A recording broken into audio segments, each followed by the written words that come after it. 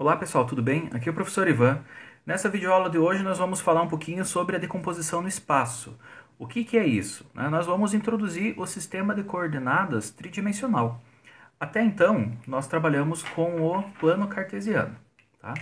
Deixa eu fazer um esboço aqui, né, do nosso sistema de coordenadas bidimensional, que é composto pelo sistema XY, tá certo? Onde nós temos que a base ela é formada por dois vetores.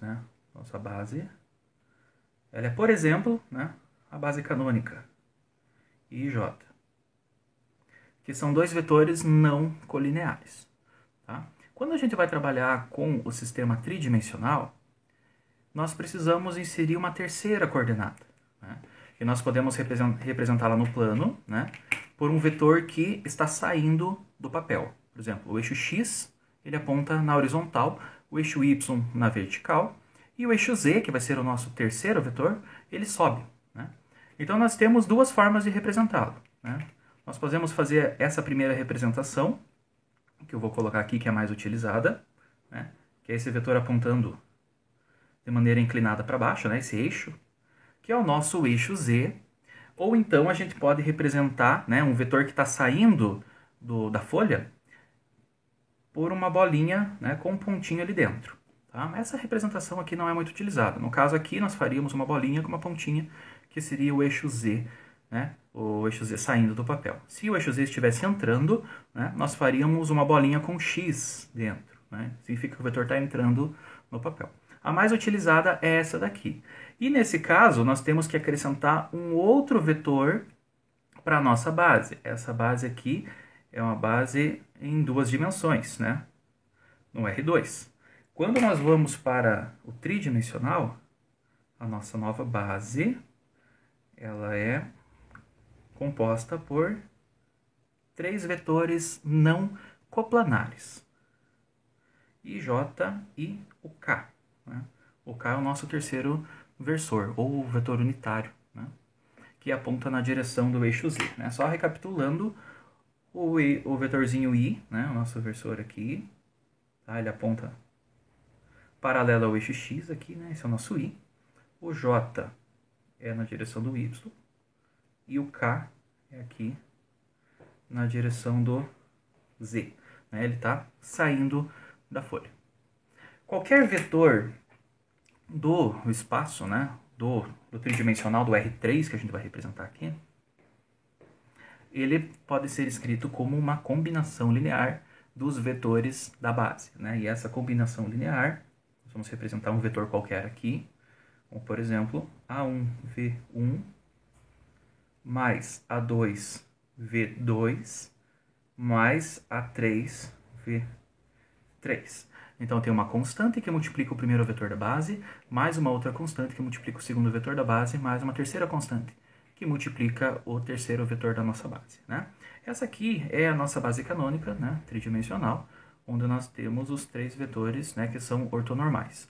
Se nós pegarmos eles 2 a 2, o I é ortogonal ao J, o I é ortogonal ao K e o J é ortogonal ao K. Ou seja, nós temos ângulos de 90 graus aqui entre os três vetores. Além disso, ele é ortonormal porque o módulo de cada um dos vetores da base é igual a 1. Tá certo? Além dessa representação com o Z saindo da folha, nós podemos representar mais uma forma. Na verdade, são mais duas, tá? Mas as mais utilizadas são essa que eu desenhei ali em cima em azul, tá? E essa outra que eu vou fazer aqui. A gente faz o terceiro vetor saindo aqui, o terceiro eixo.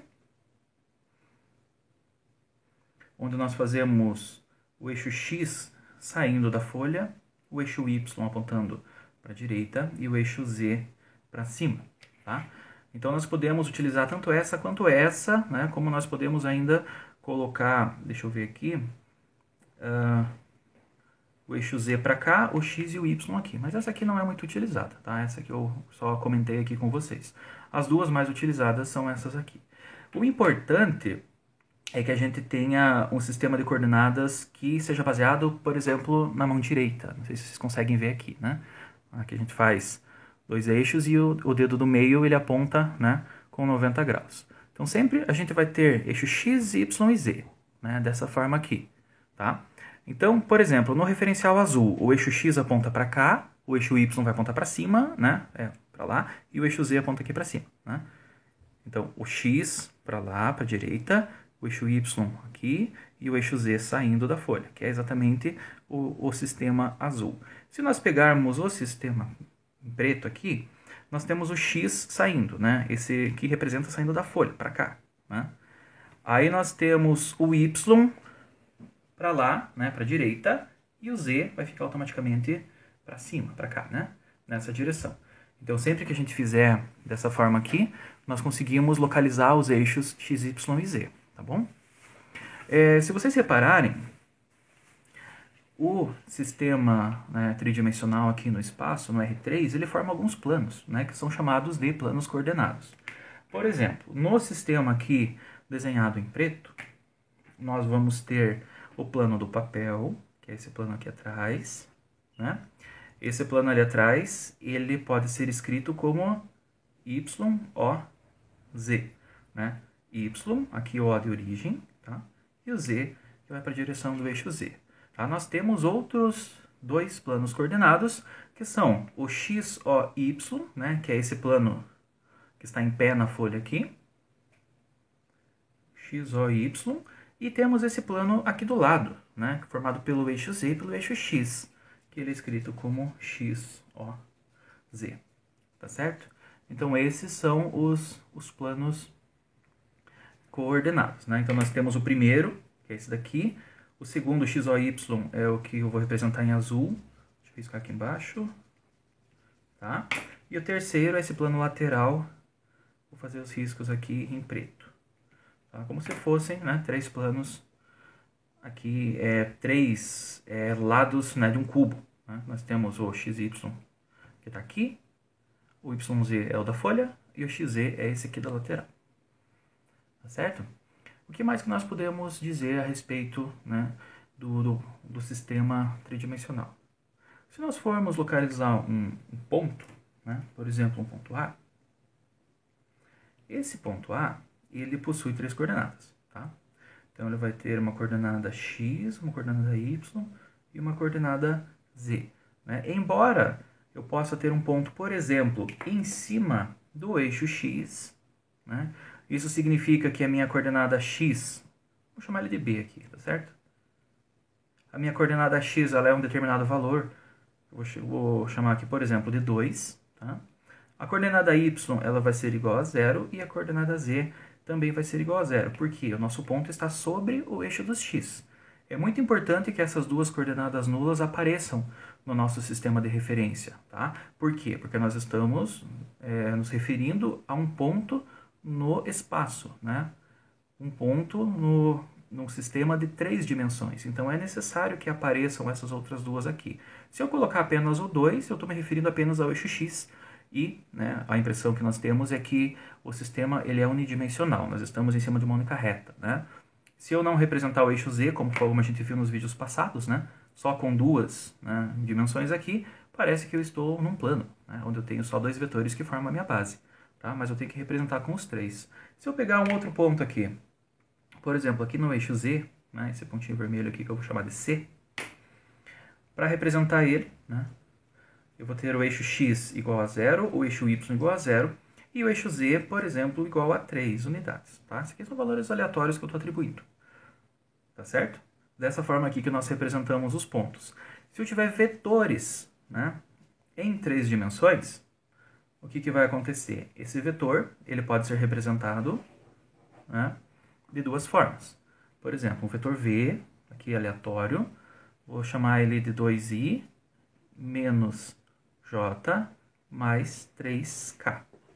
O que quer dizer esse vetor? Ele é uma combinação linear dos vetores, né, da nossa base canônica tridimensional. Nós temos a coordenada i, que é na direção do eixo x, a j na direção do eixo y e a coordenada k na direção do eixo do z. Além dessa representação, nós podemos representar apenas as coordenadas, né, da mesma forma que a gente faz com os pontos. Então, nós vamos ter aqui 2, menos 1 e 3. né, onde as coordenadas sempre estão na ordem I, J e K. As duas notações, elas são válidas, né? Então, nós podemos escrever o nosso vetor V como, né, 2 menos 1 e 3 sem nenhum problema, tá certo? Se nós tivermos algum vetor com alguma componente nula, deixa eu pegar aqui um outro vetor, vamos chamar de U. Por exemplo, o meu vetor U, ele é representado por 0, 1 e 2. Quando eu vou fazer, né, quando eu vou escrever ele dessa forma aqui, com os versores, né, explícitos, eu não preciso representar 0i, né, porque 0 vezes i vai dar 0.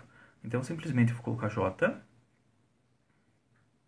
mais 2k. Tá? Então, dessa forma aqui, a gente pode representar sem nenhum problema.